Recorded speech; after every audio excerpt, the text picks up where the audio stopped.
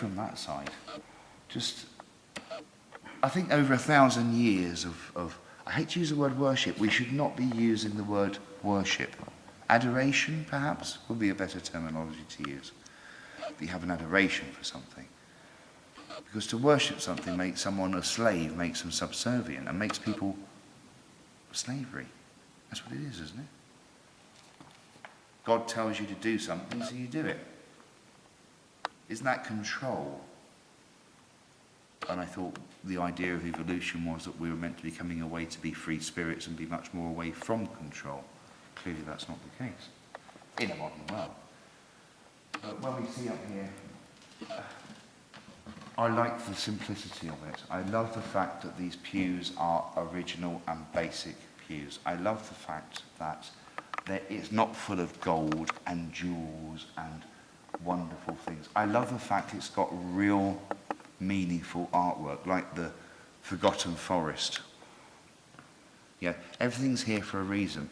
I've spoken about the Forgotten Forest in many of my books that I've written over the years, and the Forgotten Forest is there. So everything is where it should be.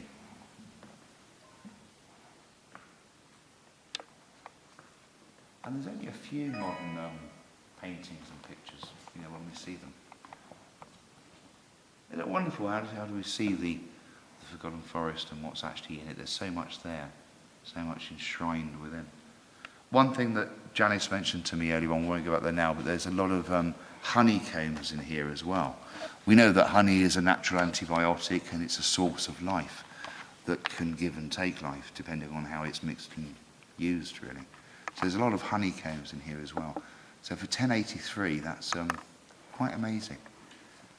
For me, on a personal level, I've got a Clark link here, which I was quite surprised to see, to say the least. Pluckley Patriots actually have Clark, Lionel Clark in there, and another chap, Clark, on the other side for the Roll of Honour. So I was quite surprised to see that. But then when I think about it, I'm not that surprised, because Plimpton in Devon to here isn't that many miles away, I guess. So from a migrational point of view, if the Clarks made it to London from Plimpton in Devon, they would have made it to other parts of this area as well. And what a nice area to be in. So, but I think that's as much as I can say about the church today. It's an interesting church. It's worth a visit. We certainly have seen a few things that I'm going to talk in the next video clip when we try and see whether we can get some kind of sound or imagery. That's the best way. Great. This is supposed to be the most haunted church in England that's here today. St Nicholas Church in Pluckley. Now, before I've spoken about the ghosts and what things mean and feel, they're not all scary little woos that go woo with little shadows and things. But what was quite odd is that I went out for a cigarette, my only weakness, my one weakness in life.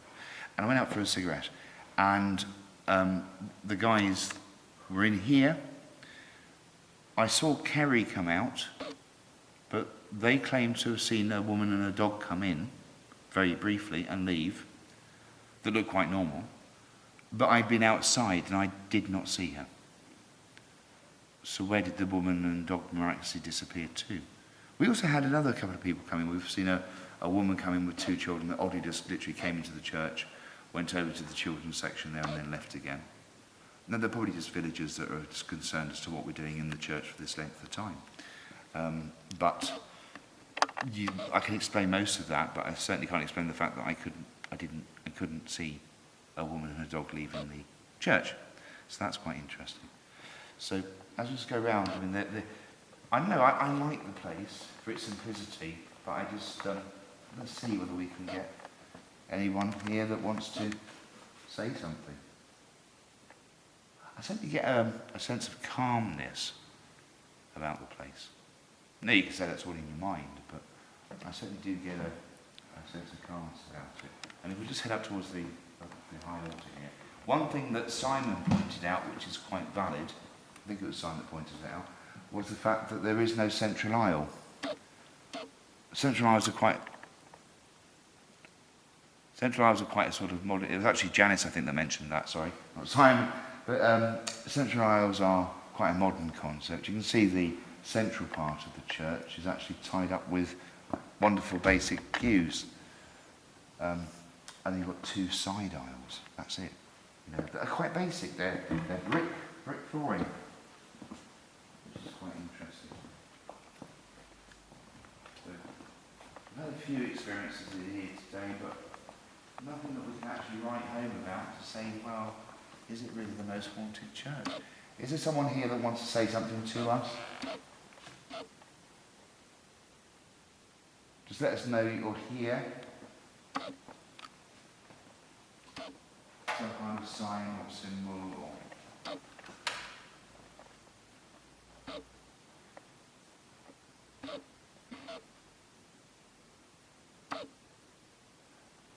Again, it could just be people's imagination in my head, but it certainly feels, I know the atmosphere certainly feels thicker when I get to here. It certainly feels like it's deeper and heavier, almost like there's a veil. That could be the lighting of the church, but it just certainly feels like there's a veil. Is there someone here that just wants to let us know that you're here?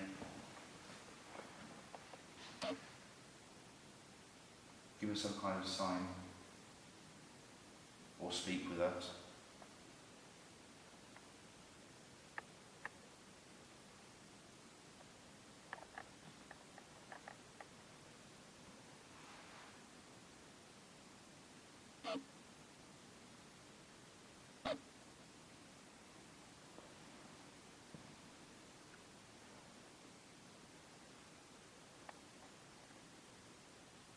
I don't know about other people, but I feel quite tight in the chest. I feel quite heavy with them. Obviously, I know that my colleague said that earlier on.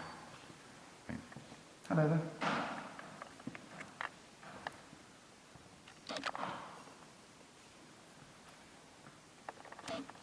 Hello.